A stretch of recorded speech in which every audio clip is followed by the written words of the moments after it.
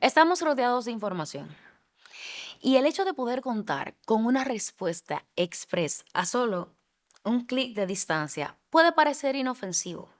Ahora, cuando se trata de salud y de salud mental, esas respuestas mal fundamentadas o que desconocemos si están fundamentadas en estudios científicos o en la ciencia no son la mejor opción.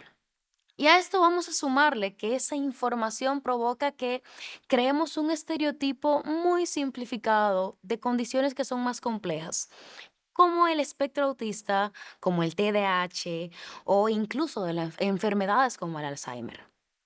Sumémosle la cultura del autodiagnóstico que viene acompañada con ese sesgo de información, llevándonos a autodiagnosticarnos, a autoevaluarnos, a automedicarnos y autoterapiarnos. Sobre esto y mucho más hablamos en la conversación de hoy con dos de nuestros especialistas en neurotraining, los neuropsicólogos Dalul Ordey y Alejandro Antunes. Yo me lo disfruté muchísimo, fue muy esclarecedor y sin más, vamos allá.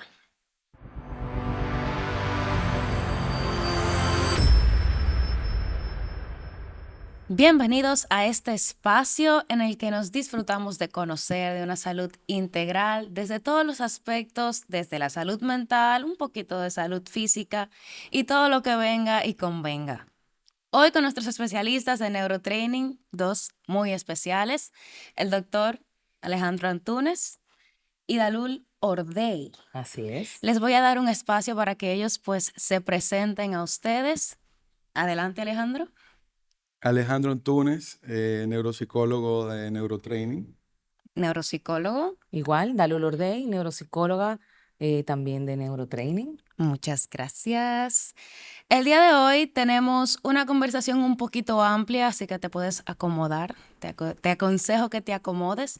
Iniciaremos hablando un poquito de este hábito que tenemos de autoevaluarnos, autodiagnosticarnos y vamos a ir caminando hasta llegar a conocer todo aquello que conlleva para una verdadera evaluación psicológica Y neuropsicológico. y neuropsicológica. Empecemos con, ¿de qué trata el autodiagnóstico en sí o por qué ustedes entienden que la persona actual se autodiagnostica con tanta frecuencia? Yo creo que nosotros tenemos un tema bastante arraigado a nivel cultural de que no lo sabemos todo, por un lado, y por otro lado, ya con el acceso a la información, pues el tema de poder facilitar y hacer más rápido el tener una respuesta a una situación determinada, ya sea física, emocional, psicológica, pues ha creado un escenario Ujú. mucho más propicio para que las personas pues traten de entender y de buscarle un título, que es algo que la gente como que busca mucho, el tener un nombre a lo que me pasa y que a veces no necesariamente lo tiene. Y entonces empieza a explorar o que empieza a buscar opinión de las demás personas, Ujú. porque a mi tío fulano le sucedió o a mi amiga tal también le sucedió y entonces a mí me está pasando lo mismo.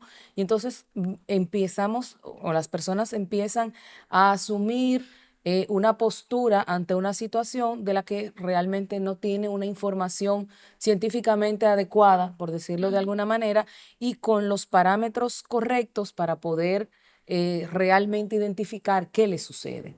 Y eso se da en salud física. eh, Nosotros tenemos la tendencia de tomarnos 4 té, 5 pastillas que me indicaron y ya cuando vemos que eso no funciona, entonces pensamos en ir a un profesional de la salud. Y con la salud mental y la salud cognitiva pasa lo mismo. ¿Tú entiendes que esto tiene que ver mucho con la disponibilidad de la información con las redes sociales? Porque entiendo que antes ocurría. Sí, yo creo que tiene un tono cultural. Yo Ujú. pienso que Hollywood, la televisión, el cine en ese sentido, a veces no nos ha ayudado mucho, ¿verdad? Porque nos pone como patrones y nosotros modelamos esos patrones. Ujú. Pensamos que para eso que se ven las películas, a mí me puede pasar lo mismo y yo tomando lo mismo que las películas indican, yo también me voy a mejorar. Pero también yo pienso que culturalmente Nosotros venimos de una cultura donde hay mucha religiosidad también en ese ámbito de la sanación.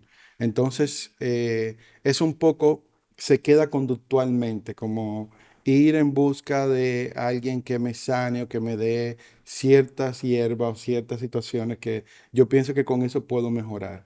Y luego, yo creo que está el ámbito del miedo, que el miedo genera anticipación y esa anticipación negativa crea mucha ansiedad y el cerebro busca sentido, busca darle Ujú. sentido a lo que me pasa y colocar nombre y colocar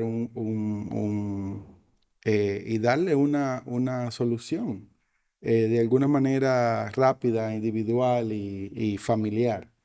Entonces, por eso a veces nos quedamos con una idea errónea de qué es lo que yo tengo. Y si vamos a las redes y si vamos a Google, más todavía y posiblemente va a ser más catastrófico todavía, Según Google, yo ¿verdad? morí hace 10 años. Bueno, y hay mucha información no precisa ahí, mucha información no científica ahí. Ok. Incluso que para nosotros mismos como especialistas a veces es difícil identificar si esa información es válida o no.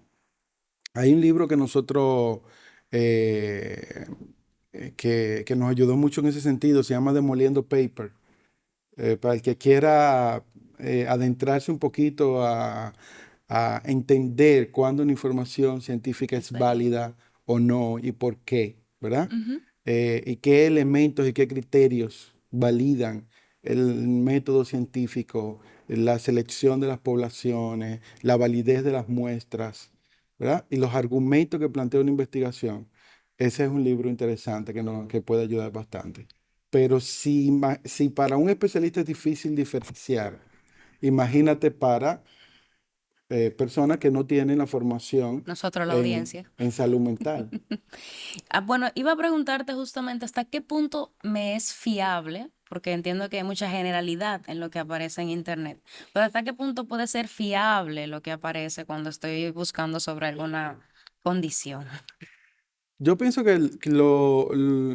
lo primero es buscar fuentes fiables, o sea, fuentes que son buscadores especializados que ya tienen un filtro Ok. de lo que publican.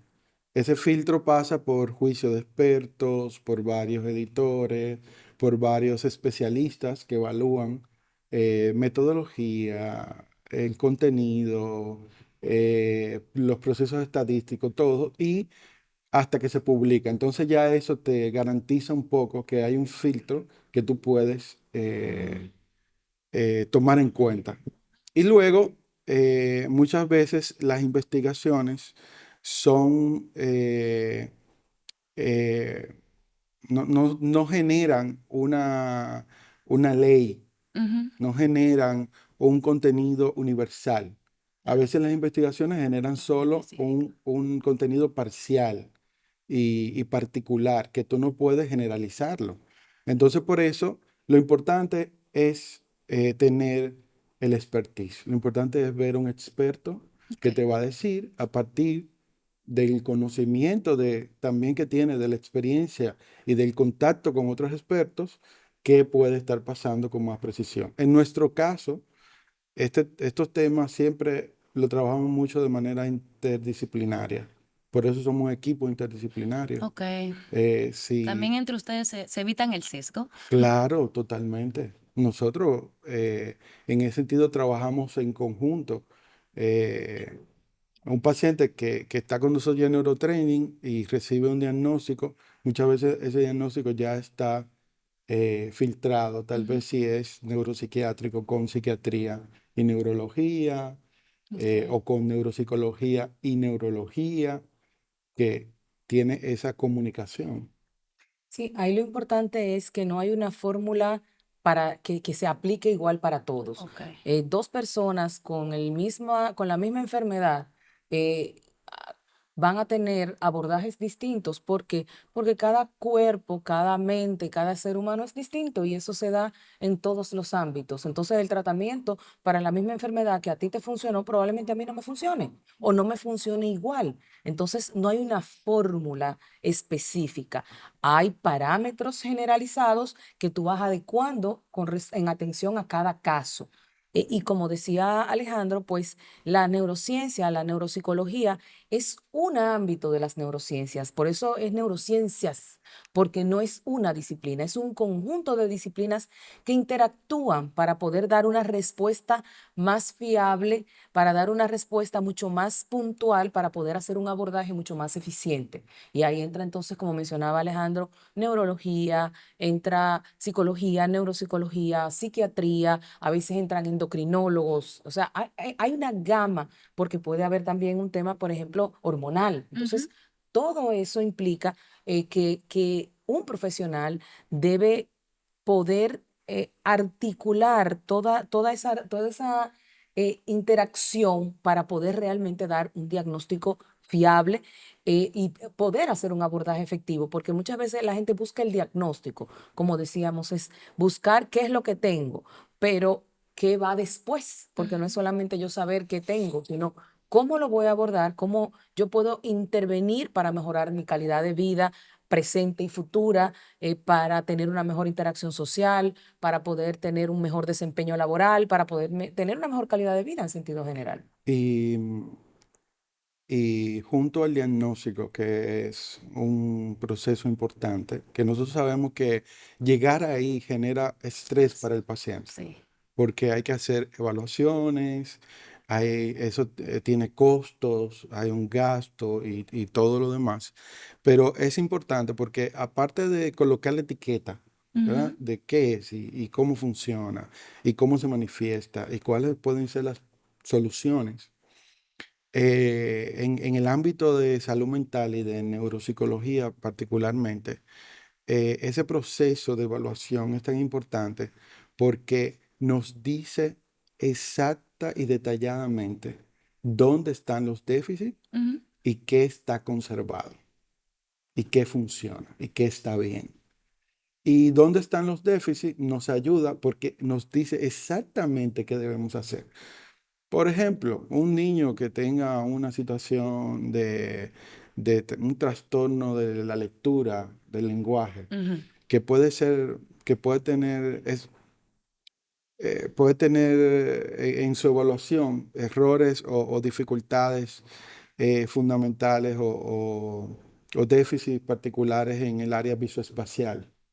Si nosotros podemos identificar exactamente si es la coordinación visomotora, la discriminación, la coordinación oculomanual, qué exactamente es lo que le está afectando a ese niño, obviamente con rehabilitación y tratamiento de esas subfunciones, nosotros podemos fácilmente hacer que ese niño pueda salir de esa situación, porque hay muchas condiciones y trastornos por ejemplo, en la primera, segunda infancia, que son rehabilitables, que los niños pueden salir casi totalmente o totalmente de eso. Pueden superarlo a veces, en muchas ocasiones, totalmente. A veces la disgrafía es un periodo de ujú. tiempo y una vez se subsanan, se entrenan los elementos que generan esa dificultad, podemos salir de ahí. Lo que pasa es que pensamos, cuando nos enfrentamos al problema y vemos que hay un problema, pensamos que no va a tener solución, que no vamos a quedar con eso para siempre, que eso va a representar una etiqueta eh, o una marca Ujú. en la persona. Y muchas veces no, eso lo más probable es que si se hace tratamiento, intervención, rehabilitación, desaparezca. Y el miedo ante que eso no pase nos, También. nos frena. Igual quiero agregar ahí el tema de que muchas veces el asunto no es necesariamente, y es un tema que se trabaja y se aborda con la familia, es que hay cosas que no van a desaparecer. Entonces, ¿cómo podemos optimizar lo que hay? ¿Cómo podemos mejorar en la medida de lo posible eso que está deficitario? ¿Y cómo podemos desarrollar e interactuar a nivel de todos los escenarios y todos los roles que nos corresponden de manera efectiva? Y Ujú. entonces eso también es una parte del abordaje, porque no todo se va a curar 100%. Hay cosas que no se van a curar, hay cosas que van a mejorar significativamente y que te van a ayudar a tener un mejor desarrollo, un mejor desempeño en tu vida, pero que no van a desaparecer. Y entonces eso también es un proceso de acompañamiento podemos hablar en el caso de los niños, con los niños y las familias y la escuela, cuando es un adulto con el propio adulto, que a veces le cuesta asimilar que hay situaciones que no van a volver a tener o que no van a ser óptimas. Por ejemplo, una persona con un accidente cerebrovascular va a desarrollar, le va a ocurrir una serie de deficiencias a nivel cognitivo que pueden tener un nivel de mejoría muy bueno, Ujú. pero depende del nivel de la lesión, no necesariamente va a volver a ser como era antes. Entonces, hay un proceso adaptativo, hay un proceso psicoemocional que la persona también debe tener apoyo en eso, porque de repente yo era una persona súper activa, tenía una serie de cosas que ahora a lo mejor tengo que reducirlas a la mitad. Y entonces eso genera un proceso de cambio, de adaptación que hace que sea requerido ese apoyo. ¿Por Ujú. qué? Porque somos seres integrales. Entonces, cuando anímicamente, psicológicamente, emocionalmente, yo estoy deprimido, en baja, como decimos nosotros, con esa parte afectada, todo lo que va a ser la integralidad de la mejora a nivel físico, fisiológico y funcional se va a ver afectado también. Entonces, ahí entra ese juego, esa interacción a nivel no solo de intervención neurocognitiva, sino también en la parte psicoemocional, que es importantísima en el abordaje. Y obviamente la interacción con otros profesionales, Ujú. con el neurólogo, con el psiquiatra, porque ha pasado que de repente llega una persona con un trastorno psiquiátrico y cuando tú haces una evaluación cognitiva, tú dices, no me, no me hace sentido este resultado cognitivo con este diagnóstico psiquiátrico. Entonces vamos a entrar un tercer elemento, vamos a entrar a neurología, a ver qué pasa. Y hemos descubierto en algunos casos que ese trastorno psiquiátrico era un tumor o era otro tipo de condiciones neurológicas que no se habían detectado porque no se hizo esa interdisciplinariedad al momento de dar un diagnóstico. Hay un tema en ese tipo de casos, que es que nosotros, los que estamos más relacionados como con una salud física, relacionamos el tengo una condición, dame una pastilla y se me quita. Y esa percepción de tener que atravesar un proceso que tal vez no me dirija de nuevo a yo estar sano, sino que es un proceso para yo diseñar un sistema para ser funcional con la condición que se me ha desarrollado por X o por Y, y que el acompañamiento es para diseñar ese sistema y que emocionalmente también tener un acompañamiento mientras yo me voy adaptando. Creo que es algo que complica que complica poder darle una cucharita a alguien de esto. Y puede que eso del autodiagnóstico simplifica eso que no queremos entender. Yo creo que lo simplifica y no solo eso, sino que me empodera porque soy yo la que estoy resolviendo mi Ujú. situación con lo que yo obtuve. Y nos cuesta mucho el solicitar y decir, oye, yo necesito ayuda Ujú. porque no puedo concentrarme en mi trabajo, no puedo leer un documento, no puedo elaborar un informe porque lo que yo hacía en 3 horas ahora me toma 3 días. Vamos con ese temita, Mm. porque también hay una cultura, una creencia de que mientras uno va avanzando en edad, pues uno tiene que ir aceptando que va a ir perdiendo capacidades, ¿verdad? ¿Hasta qué punto llega alguien a consulta o es aceptable que alguien te llegue a consulta diciéndote, mira, yo antes podía mirar tres cosas y hoy miro una y no me acuerdo de lo que vi? O sea, Ahí hay varias cosas. Lo primero es que el envejecimiento no es proporcional o no es explícito de que si yo me estoy poniendo viejo voy a perder capacidades. ok. No es así. Sí va a haber un enlentecimiento porque obviamente nuestro cuerpo y nuestro sistema se va desgastando con el tiempo, como cuando tiene un carro o una bicicleta o una televisión que se va poniendo vieja, ¿no? Que va pasando el tiempo y ya de repente no puedo hacer lo que hacía hace 20 años atrás. Eso es un factor. El otro factor es el estilo de vida. Desde hace varias décadas se ha asumido como la bandera de que el multitasking me da un poder de realización y nada más erróneo que eso. ¿Por qué? Porque estamos acostumbrando al sistema cognitivo a estar disperso, a no concentrarse en ninguna tarea, a no poderle profundidad a un tema porque estoy atendiendo cuatro cosas a la vez. Y no es verdad que las cuatro cosas van a quedar perfectamente bien. Va a haber, hay etapas de la vida donde yo tengo mayores capacidades para hacer eso, pero cuando yo me acostumbro y el tiempo va pasando, al mi sistema estar adaptándose a su nueva realidad fisiológica, madurativa, Ujú. de tiempo, pues obviamente que le va a costar más tiempo, pero ya ya mi sistema está acostumbrado a estar disperso. Entonces, ¿qué va a pasar? Que va a llegar mucha gente a la consulta con quejas de memoria, con temas de falta de atención, de incapacidad para concentrarse en el desarrollo de una tarea, en cometer errores que son errores, digamos que básicos, simples, que se supone que una persona con una trayectoria como esta no debe cometer, que de repente no recuerdo dónde puse algo y me tengo que devolver para tratar de recordar qué era lo que iba a hacer. Entonces, ese tipo de situaciones en el adulto son las que muchas veces llevan a que vayan a una consulta, a veces primero a un neurólogo para ver si está pasando algo, o a veces llegan primero a neuropsicología para hacerse una evaluación, sea A o sea B. Cada vez más el neurólogo dice, espérate, yo tengo que saber funcionalmente qué está sucediendo y refiere a la consulta neuropsicológica, o si llegan primero a neuropsicología, generalmente nosotros que decimos, vamos a ver si no hay una condición física, una condición Ujú. de base estructural orgánica que esté produciendo que eso suceda. Y entonces ahí entra toda esa dinámica de poder tener toda la información necesaria. ¿Por qué? Porque nosotros sí estamos entrenados a buscar información que el paciente no considera relevante. Y Ujú. entonces en eso que la persona no considera relevante, puede ser que esté la clave de lo que realmente está sucediendo.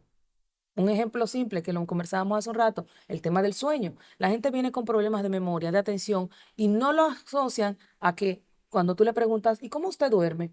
No, yo duermo 3 horas, no, yo duermo 2 y a lo mejor, o me levanto 5 veces porque y cuando me levanto, entonces tú dices, espérate, ya aquí hay un tema que la persona no relaciona porque obviamente no tiene el expertise para poder Ujú. vincular una cosa con la otra. Y así vienen también otro tipo de cosas, también las patologías de salud física.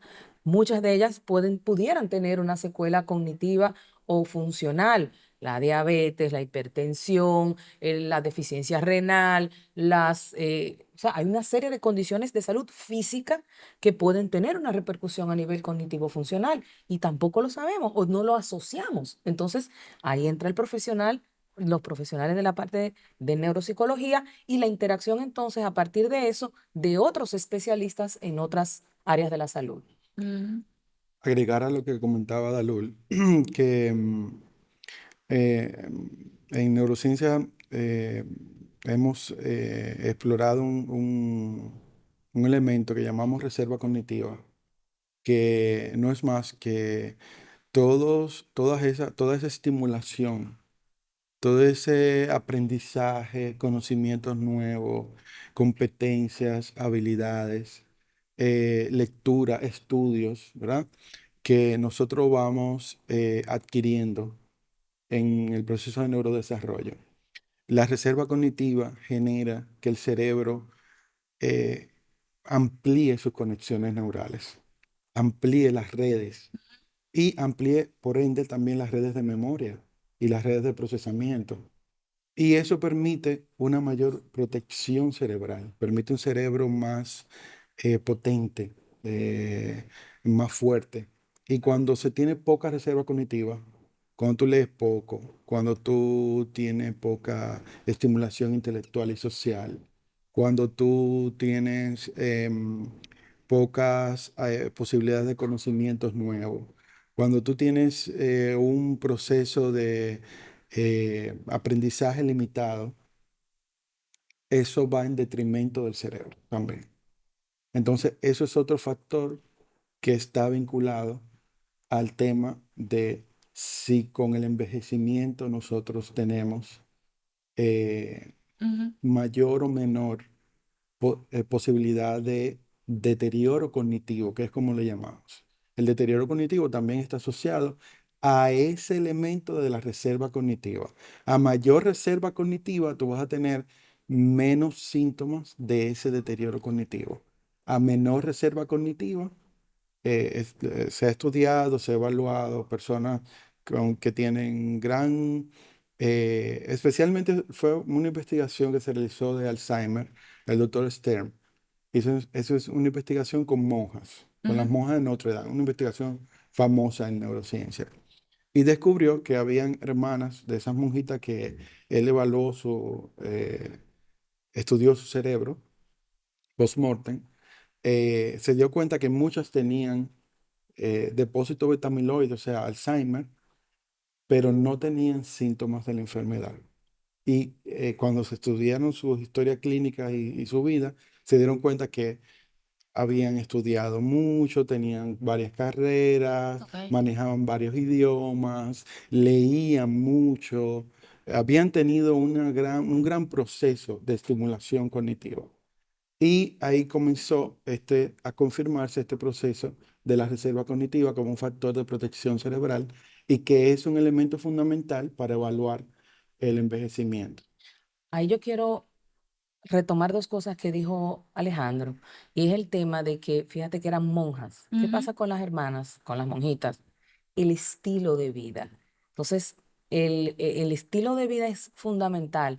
Actualmente, tú le preguntas a cualquier persona de cualquier edad si maneja estrés y te dice, uff, todo el tiempo. Y lo decimos como que es un gran logro porque estoy haciendo 80 cosas. Sin embargo, no es así. Mientras más cortisol genera nuestro cerebro, más células asociadas a la parte de memoria en nuestro hipocampo, que es donde es la estructura del cerebro que se encarga de almacenar los recuerdos a largo plazo, más se deteriora, menos conexiones desarrolla, más sustancias asociadas a enfermedades neurodegenerativas se elevan. Por lo tanto, el estilo de vida es fundamental. Y lo otro, mencionaba Alejandro, que es algo interesantísimo, es el tema de del uso del manejo de varios idiomas y de toda esa parte a nivel de educación formal o no formal, pero que sí sea continua. Eso le da un proceso de resistencia ujú. al deterioro o de menor impacto de deterioro funcional si hay una condición adquirida. De repente hay un accidente cerebrovascular. Una persona con un mayor nivel de reserva cognitiva y una persona con una baja reserva cognitiva van a teniendo exactamente el mismo accidente cerebrovascular idéntico, por decirlo de alguna Ujú. manera, la persona con mayor reserva cognitiva se va a recuperar más rápido, va a tener menos déficit a nivel cognitivo y va a tener una mejor capacidad, un mejor pronóstico de recuperación que la que no lo tiene. Entonces, si no tenemos una educación formal, no importa, libros, lectura, actividad, crucigramas, sopas de letras, o sea, hay una serie de elementos que pueden ayudarnos, pero sobre todo lo que mencionaba inicialmente, un estilo de vida saludable, horas de sueño adecuadas, reducir los niveles de estrés en la medida de lo posible, actividad física, que la actividad física también funciona como un protector cognitivo, aunque usted no lo crea. O sea, una persona con una mejor actividad física va a tener también un mejor pronóstico que una persona completamente sedentaria. Entonces, hay una serie de elementos que, como decía, el estilo de vida nos ha cambiado. Antes la gente caminaba mucho más, Ujú. ahora nadie se atreve a moverse de una esquina a otra caminando. Mira, yo estoy O preocupada. sea, hay una serie de... Entonces, hay una serie de factores que interactúan y si a eso le agregamos, por ejemplo, el uso de sustancias, estoy hablando de sustancias, ingesta de alcohol, por Ujú. ejemplo, nosotros culturalmente, si no es una sociedad que ingiere mucho alcohol. Entonces, el alcohol va en detrimento de la salud física del cerebro, física del cuerpo, pero también a nivel cognitivo. Entonces, nosotros aquí, si no tenemos una razón, nos las inventamos Ujú. y yo creo que estadísticamente fue uno de los pocos países del mundo, si no fue el único, donde durante la pandemia fue el único país que tuvo números por encima de la pérdida en la venta de alcohol. O sea, increíblemente así pasó. Las empresas, y lo digo porque conozco personas que trabajan en empresas que importan bebidas, Ujú. le preguntaban qué era lo que estaba pasando aquí, que todas las ventas se habían caído en todos los países y aquí la venta seguía igual y hasta subía. Entonces, el tema también de el uso del cigarrillo, ahora del vape, que está tan de moda. Mm, O sea, hay una serie de factores, de estilos de vida que también influyen y que la gente no los considera a nivel cognitivo, solamente lo considera a nivel físico y tú no puedes separar una cosa de la otra. Ahora, si tú quieres saber con anticipación cómo está tu proceso de, ¿verdad? Ajá, Funcional. el proceso Tú funcional. puedes hacer una evaluación neuropsicológica que se anticipa entre 5 y 7 años, anticipa síntomas de deterioro cognitivo importantes que pueden estar vinculados con neurodegeneración. Y eso es otra cosa que no lo sabemos mucho. Si las personas que tienen algún tipo de duda con respecto a su situación cognitiva, porque tienen antecedentes familiares, la evaluación neuropsicológica es una herramienta que también nos puede dar datos de anticipación, porque tiene marcadores cognitivos que están vinculados a la neurodegeneración y que nosotros podemos ver en esa evaluación. Ahora se está progresando mucho, estamos cerca del análisis de sangre para detectar la proteína tau que está Ujú. vinculada con el Alzheimer y demás, pero también la evaluación neuropsicológica nos puede dar esos datos porque nos da un perfil específico de la situación cognitiva del paciente que podemos asociar a esos criterios diagnósticos de esos procesos. Y como fruto, a raíz de esa evaluación cognitiva, el tema de la estimulación cognitiva no solamente es un proceso de rehabilitación, también es un proceso de prevención. De Ujú. repente estoy teniendo dificultades a nivel funcional y entonces entra el proceso de estimulación. ¿Qué va a diferenciar una cosa de la otra? El tema de la presencia de alguna patología, ya sea orgánica o funcional. Entonces, ese diagnóstico lo da la evaluación.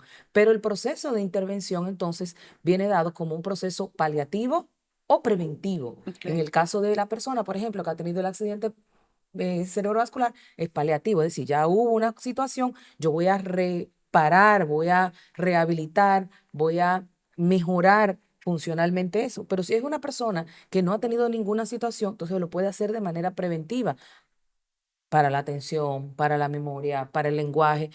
Igual pasa, por ejemplo, con el lenguaje. El lenguaje es una de las funciones cognitivas más complejas y porque articulan. Cuando tú piensas, tú no piensas en imágenes, tú piensas un lenguaje interno que te Ujú. dice, tengo que organizarme, tengo que hacer esto. Entonces, cuando ese proceso interno, cuando ese proceso externo falla, fallamos en otro nivel, a otro nivel funcional. ¿Por qué? Porque el lenguaje articula otras funciones a nivel estructural. Entonces, ¿qué va a pasar ahí? De repente la gente te dice, no, yo estoy hablando y pierdo el hilo de la conversación, o se me olvidan las palabras, o tengo que utilizar otros recursos, o tengo que cambiar una palabra por otra porque no recuerdo cómo se escribe, no sé si tiene una falta ortográfica. Entonces, a empezar a ver signos de alerta que me dicen, yo tengo que hacer un cambio de estilo de vida, empezar un proceso de estimulación cognitiva preventivo. Entonces, todo eso también es válido y funciona a partir de lo que nos ha aportado la neurociencia y la neuropsicología.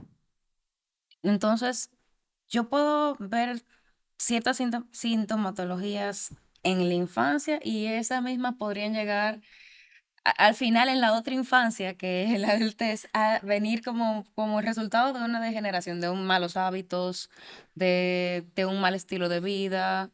O sea, tengo los dos bordes. Y al inicio se puede trabajar porque digamos que un niño tiene cierto caso y al final un adulto puede llegar a desarrollarla por mal A manejo. ver, hay, Yo- hay condiciones que son que forman parte los trastornos de neurodesarrollo. Ok. Por ejemplo, el TDAH, el déficit de atención, es un trastorno de neurodesarrollo.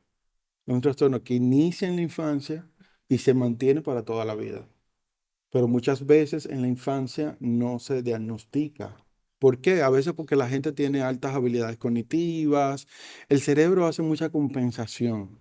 ¿Qué es compensación? Como el cerebro es asimétrico, Ujú. tiene altas capacidades en unas redes y bajas en otras, compensa eso. Y a veces genera herramientas y competencias para que no se vean tanto esas bajas capacidades.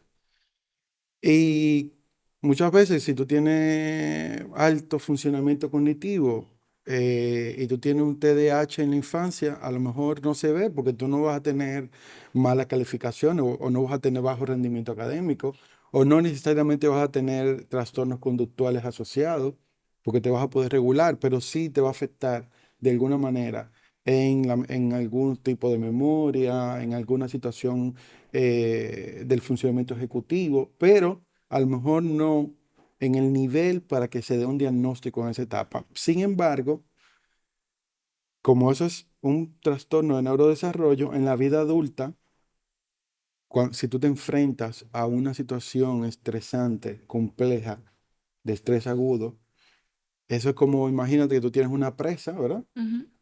Y el muro estaba alto, pero llovió mucho y comienza a desbordarse. Ahí tú vas a ver.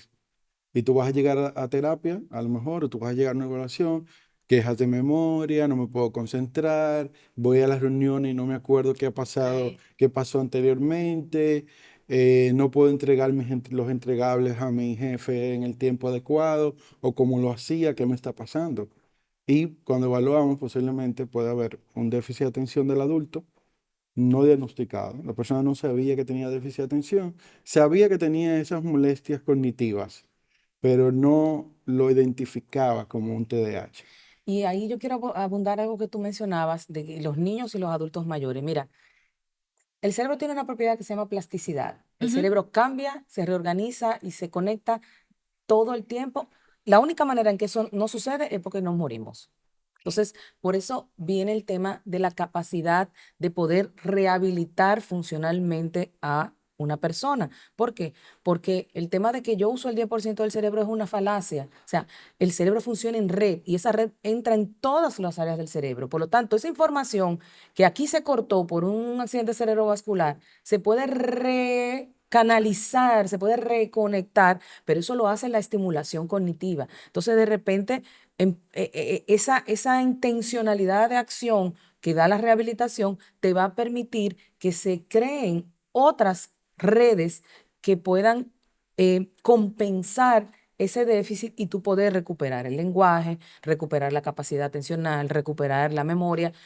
¿Y qué va a pasar? Que eso no va a pasar de la noche a la mañana, eso va a tomar Ujú. Sí. tiempo. Nosotros tenemos un caso que es un caso que yo quiero mucho de una persona muy joven, estoy hablando de una chica de 20 años, 19 años, que tuvo un accidente cerebrovascular masivo. A ella la daban prácticamente por muerta.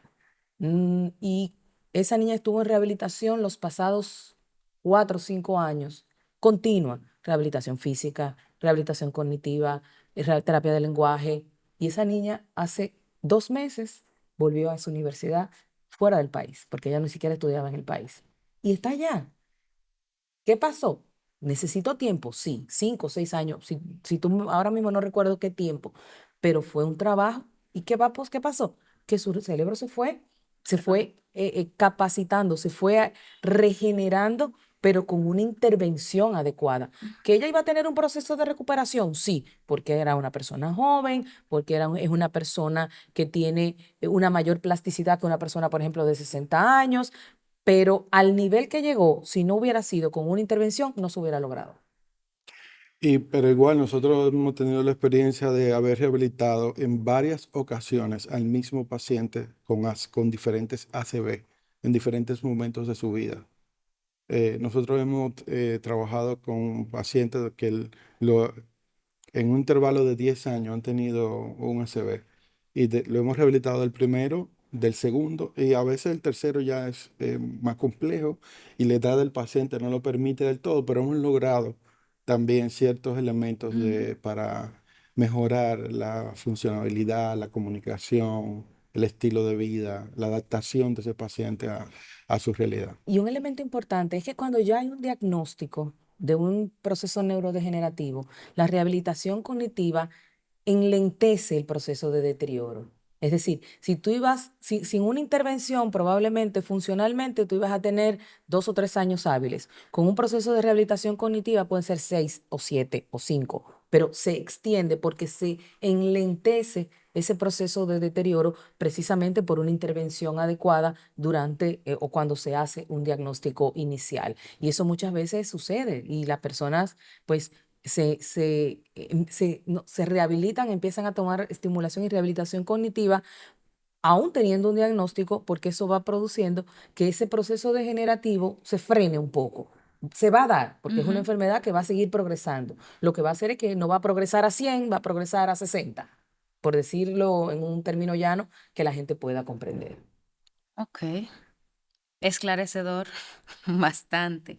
El hecho de yo desarrollar una rutina preventiva viene siendo o viene fungiendo, en vez de esperar a que me pase algo y tener que pasar por rehabilitación, que el yo tener ciertos hábitos son una forma de yo disminuir el impacto en caso de que llegue, o yo Correcto, simplemente cuidarme de si yo me realizo una evaluación, cuidarme de que se desarrolle a totalidad. correcto.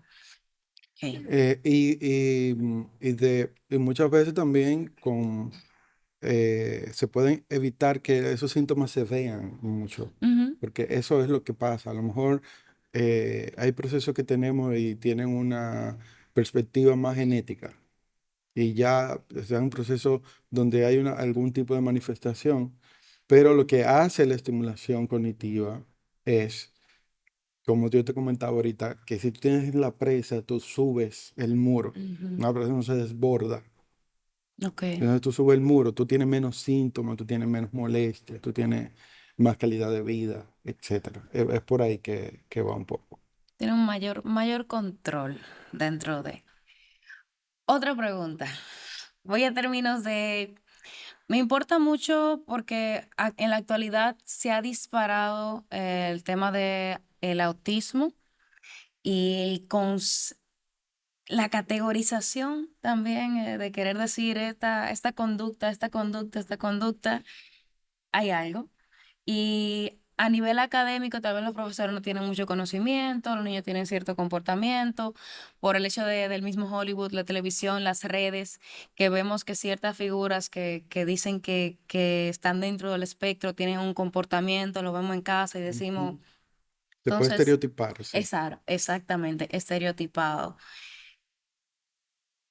No sé ni por dónde entrarle, o sea, ¿cómo podemos tomar este tema, identificar síntomas que sí sean de alerta, pero que no te pongan a confirmar? O sea, tomar los síntomas para realizar una evaluación, no tomar los síntomas para decir, hay que hacer algo.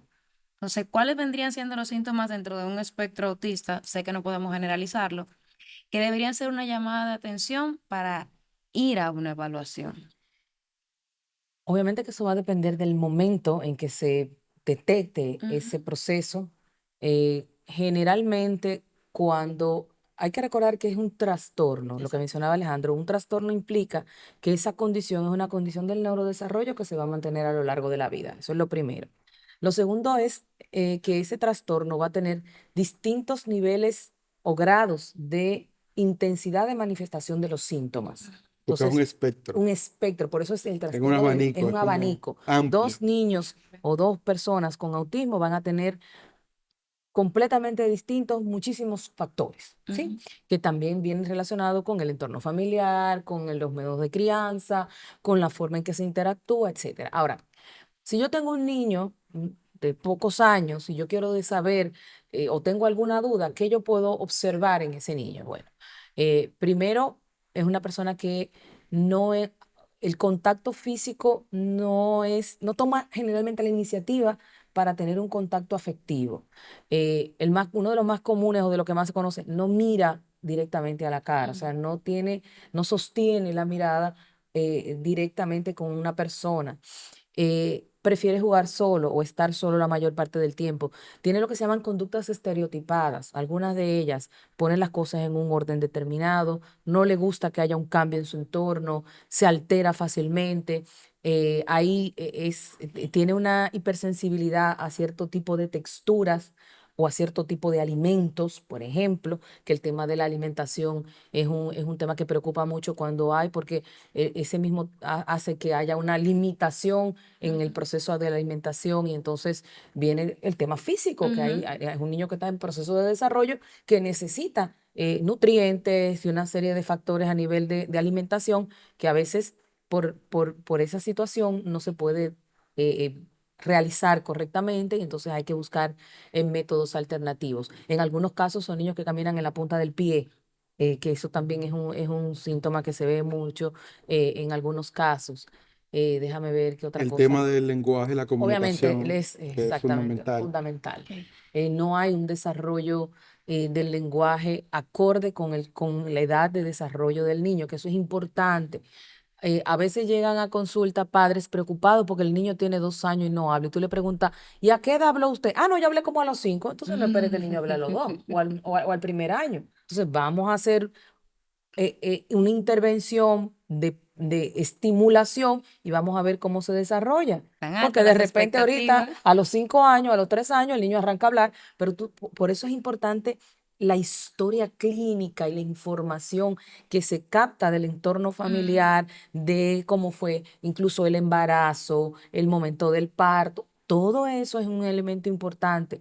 Voy a decir un dato que algunos estudios han visto. Hay algunos estudios que hablan de que ni personas con autismo, las madres han tenido proceso depresivo severo durante el embarazo, medicado o no, ujú, generalmente. Entonces, eso pudiera ser, no estoy diciendo que toda la madre que esté deprimida durante el claro. embarazo va a tener una persona con autismo, pero sí ha habido una correlación entre personas con autismo y madres con depresión durante el embarazo, por decirte una de muchas. Ujú, Otro tema que se ha abordado recientemente es el tema de la alimentación con respecto a la presentación de los síntomas del trastorno.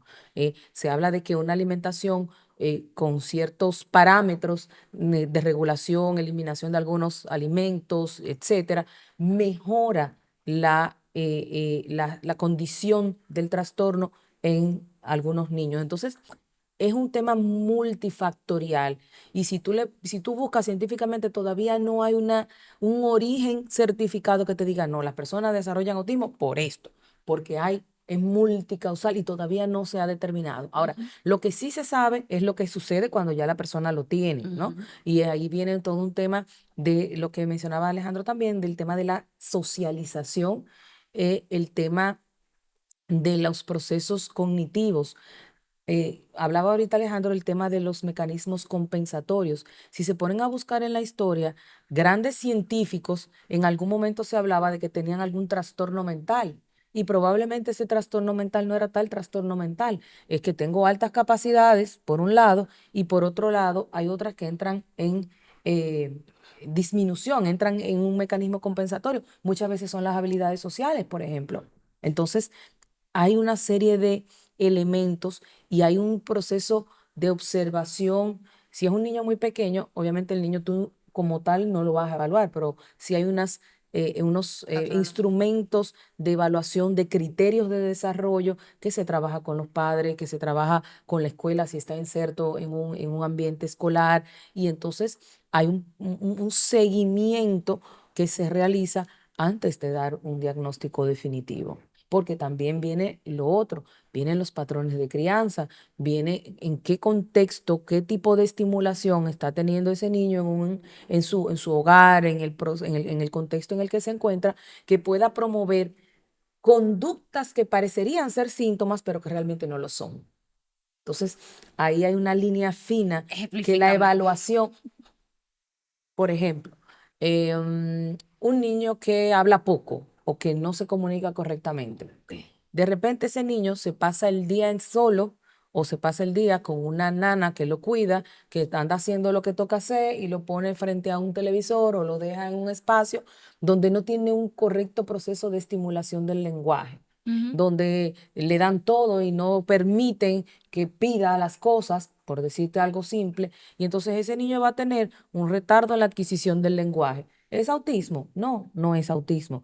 Entonces, a- no estoy diciendo a priori por decirte Ujú, algo que ujú. sea fácil de observar en una situación cotidiana, pero así también se pueden dar otras cosas. De repente es un niño que es más retraído a nivel social. Entonces Personalidad. no me gusta saludar a todo el mundo, no quiero darle abrazo a la gente y eso tampoco significa que yo tenga un trastorno del espectro autista. No, o el niño que tiene ciertos rasgos obsesivos, ciertamente, como decía Dalul, ordena los carritos, no responde a todo, ¿verdad? Ujú. No sigue todas las instrucciones, a veces un poquito impulsivo, no necesariamente es autismo, eso puede ser un TDAH, O- ok. un déficit de atención, que está iniciando y tiene esa manifestación. Y eso hay muchas veces que hay una línea muy fina entre los trastornos para el diagnóstico y los trastornos de neurodesarrollo. Por eso es importante no hacer autodiagnóstico, ¿verdad? Por eso es importante no hacerlo.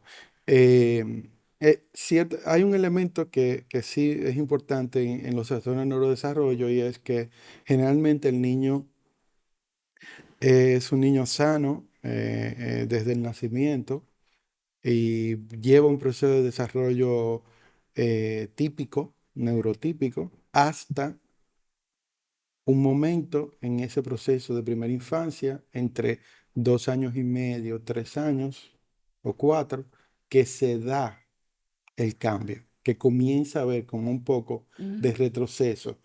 No, no mira igual, no responde igual, hablaba o emitía sonido y ya no lo hace. Em, Veía con atención algunos elementos que le gustaban o que le llamaban la atención y ya no los prefiere. Eso es un elemento importante en los trastornos de neurodesarrollo. Ese cambio, que hay un momento de inflexión donde comienzan a haber elementos de ese proceso de avance que se frenan Ok. o que hay una regresión del avance. Entonces, eso sí es importante en el tema de evaluar el neurodesarrollo. Y un elemento fundamental con el tema del neurodesarrollo es que mientras más temprano yo pueda intervenir, mucho mejores probabilidades de tener un desarrollo más neurotípico tiene un niño. ¿Por qué? Porque la plasticidad, que era lo que hablábamos ahorita, que es esa capacidad del cerebro conectarse y crear redes, durante la primera infancia está en su etapa de mayor velocidad de conexión. Por eso se habla de que entre los 0 y los 3 años es la base de todo lo que va a ser el ser humano en el futuro, no solamente a nivel físico, a nivel cognitivo y de todas las maneras, porque es donde se crea la mayor cantidad de conexiones neuronales que va a preparar a ese individuo a los procesos adaptativos y de aprendizaje formal que va a tener a lo largo de la vida. Entonces, mientras más temprano yo comienzo a intervenir, no es que vamos a empezar a estar mirando, pero si hay comportamientos, si hay situaciones, si hay conductas que llaman la atención, hable con su pediatra primero, Ujú. descarte cosas. Por ejemplo, un tema muy, muy común es que yo lo llamo y no me hace caso, es como si no me escuchara. Ah, bueno, pues entonces vamos a empezar a descartar cosas. Vamos a hacerle una evaluación auditiva, vamos a llevar a un otorrino, vamos a hacerle una evaluación audiológica. Ok, escucha, vamos a ver. Entonces vamos a buscar otra cosa. Vamos a descartar eso como una razón y entonces vamos a empezar a seguir explorando.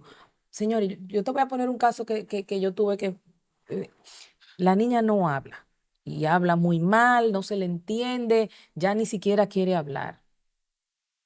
Escucha, vamos a ver qué pasa. Resulta que la niña era una niña muy alérgica y había desarrollado unos pólipos mucosos enormes que no le permitían escuchar adecuadamente. Entonces, cuando quitaron esos pólipos, que era un tema, fíjate, de gripe, de alergia y demás, que digámoslo así, se destaparon los oídos y comenzó a tener una mejor percepción auditiva del lenguaje bien estructurado, o sea, bien dicho, empezó a hablar. y mejoró la parte del lenguaje. ¿Qué pasó? Bueno, hubo que ponerle en terapia porque en ese trayecto de investigar, de que realmente, y ahí viene lo que mencionaba Alejandro, de que los papás aceptaron de que había una situación que había que abordar, pasaron 3, 4 años, que es una etapa crítica en el proceso de desarrollo. Ya cuando vino a hacer ese proceso, ¿qué hubo que hacer? Poner a la niña en terapia del lenguaje porque necesitaba ese apoyo adicional para poder desarrollar adecuadamente su proceso verbal. Wow. Creo que hemos tocado el tema de la importancia de que se haga una evaluación y un tratamiento integral. El autodiagnóstico, pues definitivamente no. Tenemos síntomas generales, pero no podemos decir que porque conozco los síntomas y lo observamos, no podemos firmar nosotros una receta como si supiéramos de qué se trata. Y cuando se trata de estos temas, pues no es una pastilla para quitarnos el dolor de cabeza. Y muchas veces si existe una condición, tenemos que estar mentalizados o psicoeducados, como dicen, para saber que vamos a atravesar un proceso. Un proceso ya sea de adaptación, o un proceso ya sea de rehabilitación, e incluso pasamos por un proceso de aceptación. Interesante. De hecho, el tema del diagnóstico a veces es un proceso de duelo, porque es un impacto emocional que genera una condición importante. Entonces, ese proceso de no, mi hijo, no, hace que a lo mejor no empecemos a hacer como digo yo, un tour de médicos hasta que yo no escuche algo diferente o que yo tenga que comprobar de más de una voz qué es lo que está sucediendo y cuál. Entonces ahí viene el proceso de aceptación. Pero ya en ese interín de que yo pasé a un médico, de que te le mando a hacer aquello, de que pasaron meses y aquí a veces hasta años.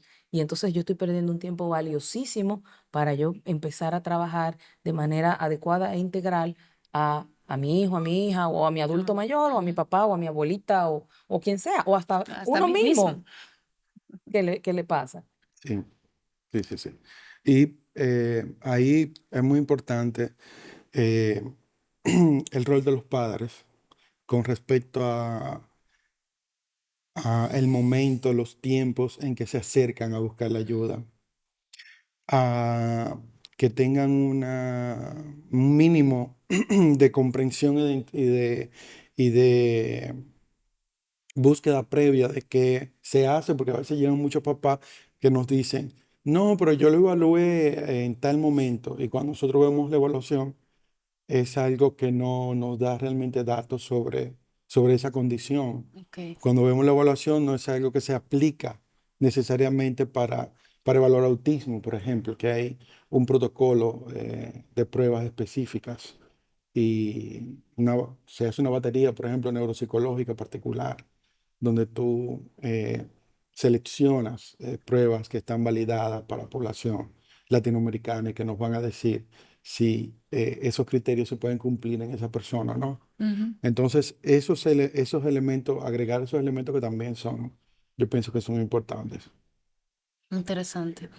Bueno, creo que le voy a dar una oportunidad a cada uno será para un mensaje final, ya sea una recomendación, aunque toda la conversación ha sido recomendación, en torno a ese comportamiento que tenemos ya con el autodiagnóstico, autoevaluación, o cómo abordamos esa recepción de cuando nos dicen, pues mire, usted ya tiene un tour de evaluaciones y este viene siendo el resultado, cómo abordar o recibir ese diagnóstico.